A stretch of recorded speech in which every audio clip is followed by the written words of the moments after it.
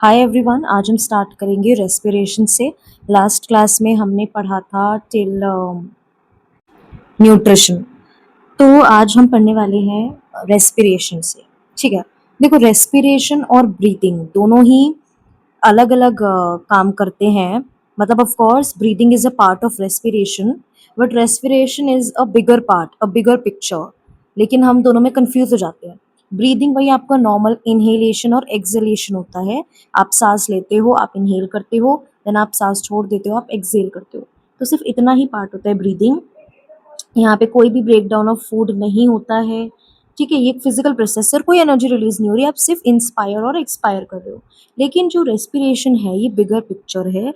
यहाँ पे आप ब्रेक डाउन करते हो फूड का, ब्रेक डाउन करते हो ग्लूकोज का, ताकि वो एनर्जी प्रोड्यूस कर सके, एटीपी एटीपी बना सके। एटीपी कुछ नहीं, एनर्जी यूनिट होती है, जिसकी फुल फॉर्म होती है एडिनोसिन ट्राइफॉस्फेट।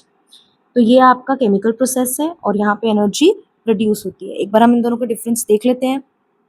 देखो ब्रीदिंग जो है वो इनहेलेशन और एक्सहेलेशन ही होता है, जो लंग्स के थ्रू टेक प्लेस करता है। ये लंग्स में होता है, फिजिकल प्रोसेस है, कोई भी एनर्जी यहाँ पे प्रोड्यूस नहीं हो रही है।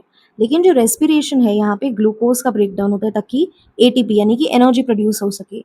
ये सारे सेल्स में टेक प्लेस होता है, क्योंकि अब हमें एनर्जी ऐसा तो है नहीं कि सिर्फ बॉडी के एक पार्ट में चाहिए, हमें तो सारे पार्ट में एनर्जी चाहिए होती है।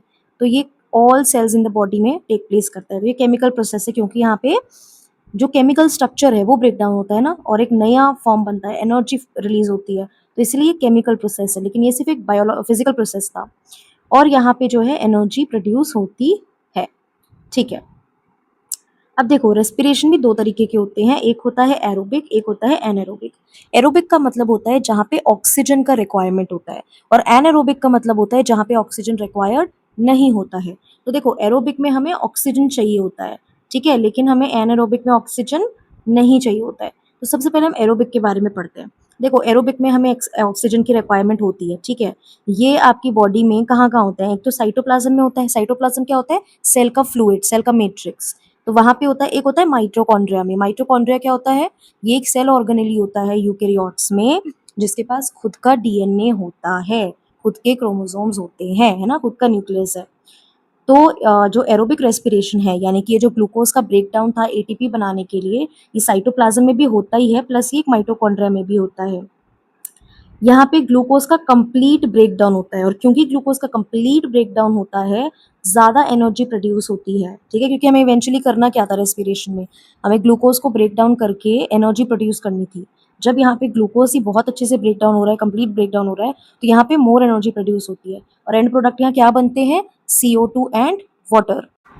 तो यहाँ पे ब्रेकडाउन ऑफ ग्लूकोज में एनर्जी तो रिलीज होती ही है, बट एंड प्रोडक्ट्स क्या बनते हैं? CO2 and water. अगर हम एनएरोबिक रेस्पिरेशन की बात करें तो यहाँ पे ऑक्सीजन की जरूरत हमें नहीं होती है, ये सिर्फ साइटोप्लाज्म में होता है, ठीक है, माइटोकॉन्ड्रिया में ये नहीं होता है। यहाँ पे इनकम्प्लीट ब्रेकडाउन ऑफ ग्लूकोज हो रहा है, और एज इनकम्प्लीट ब्रेकडाउन हो रहा है तो यहाँ पे लेस एनर्जी बनती है। ठीक है, यहाँ पे एंड प्रोडक्ट CO2 तो होता ही है, लेकिन वाटर की जगह यहाँ पे या तो इथेनॉल बनता है या लैक्टिक एसिड बनता है, डिपेंडिंग किधर हो रहा है ना। रीजन क्या है, कैसे हो रहा है, वो भी आगे बताऊंगी। तो अगर मैं दोनों में डिफरेंस देखूं एरोबिक और एनएरोबिक में, तो देखो एरोबिक में ऑक्सीजन की रिक्वायरमेंट होती है, साइटोप्लाज्म और माइटोकॉन्ड्रिया में होता है, कंप्लीट ब्रेकडाउन ऑफ ग्लूकोज है तो मोर एनर्जी प्रोड्यूस होती है, और एंड प्रोडक्ट्स यहाँ पे हैं CO2 एंड वाटर।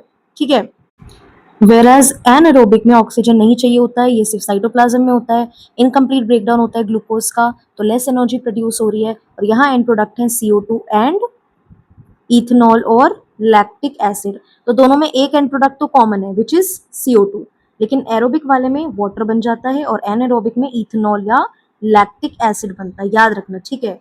तो रेस्पिरेशन और इसके टाइप्स पे देखें हम, तो देखो ग्लूकोज जो है हमारा, ये 6 कार्बन मॉलिक्यूल होता है। हम लिखते हैं ना ग्लूकोज को C6H12O6, तो ये क्या हुआ? ये हमारा 6 कार्बन मॉलिक्यूल हुआ।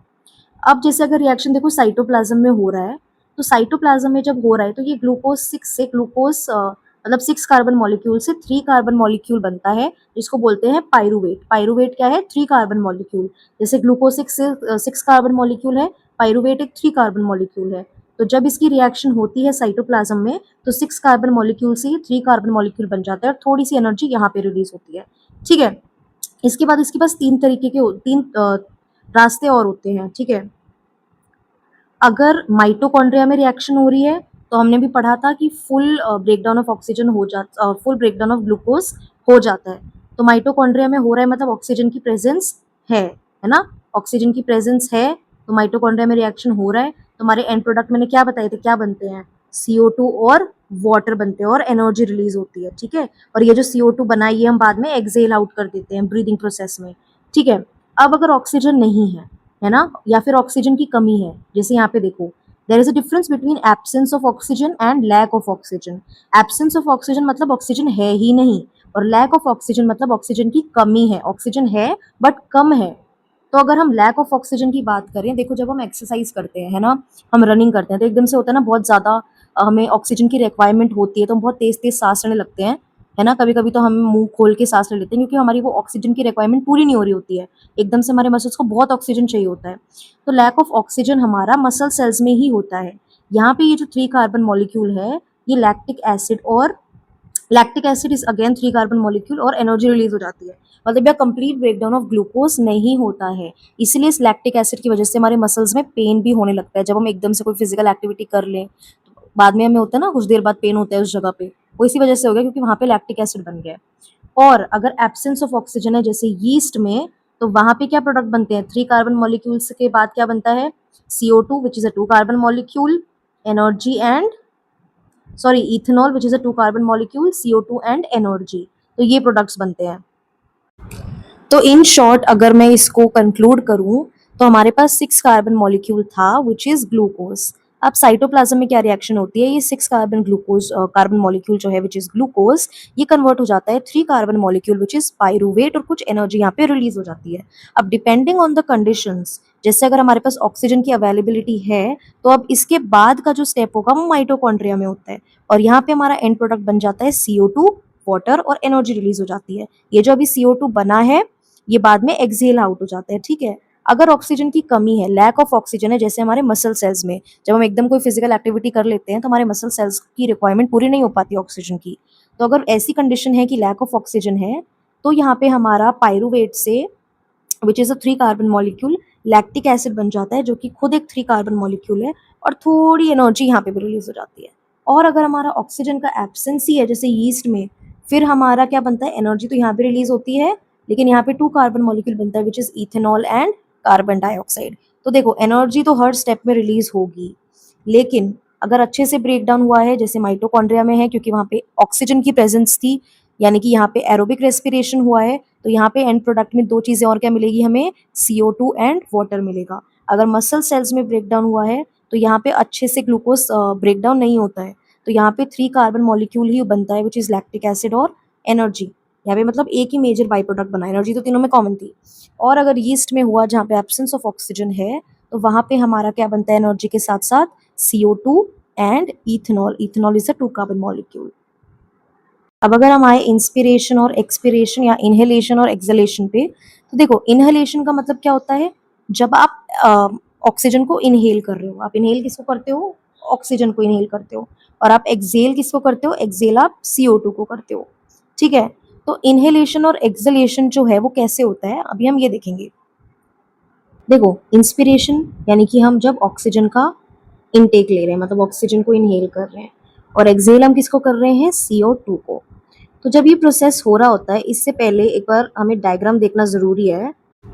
देखो, एक बार ये डायग्राम देखो, यहाँ पे आपका, देखो ये तो आपका नेजल पैसेज है, ये फिर माउथ कैविटी आ जाती है, ट्रैकिया क्या आ गया आपका? विंड पाइप आ गया। फेरिंग्स क्या होता है? ये कॉमन पैसेज होता है फूड और एयर के लिए। लैरिंग्स आपका वॉइस बॉक्स हो गया, उसके बाद आपका ये विंड पाइप आ गया।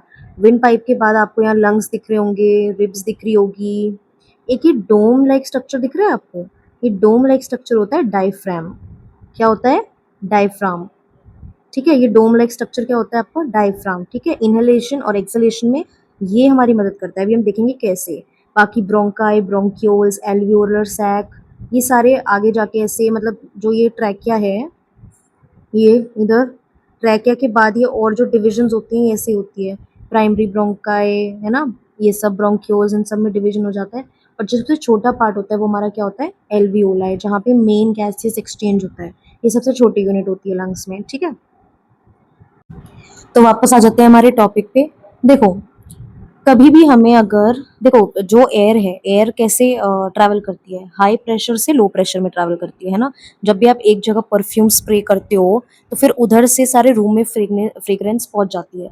यानी कि जहाँ पे आपने स्प्रे किया वहां पे हाई कॉन्सेंट्रेशन था ना एयर का, और बाकी रूम में लो था, तो हाई टू लो गया कि नहीं गया। तो वैसे ही एयर कैसे जाती है, हाई कॉन्सेंट्रेशन या हाई प्रेशर से लो प्रेशर की तरफ, ठीक है। और देखो जो प्रेशर और वॉल्यूम है वो इन्वर्सली रिलेटेड होते हैं। तो अगर हमें इनहेल करना है, यानी कि अगर हमें ऑक्सीजन को एटमॉस्फेयर से हमारे अंदर इनहेल करना है, तो ऑफ कोर्स बाहर जो है वो एटमॉस्फेरिक प्रेशर ज़्यादा होना चाहिए और अंदर कम होना चाहिए, तभी बाहर से ऑक्सीजन अंदर ट्रैवल करेगी। तो अगर हमें अंदर जो प्रेशर है वो कम चाहिए तो हमें वॉल्यूम बढ़ानी पड़ेगी।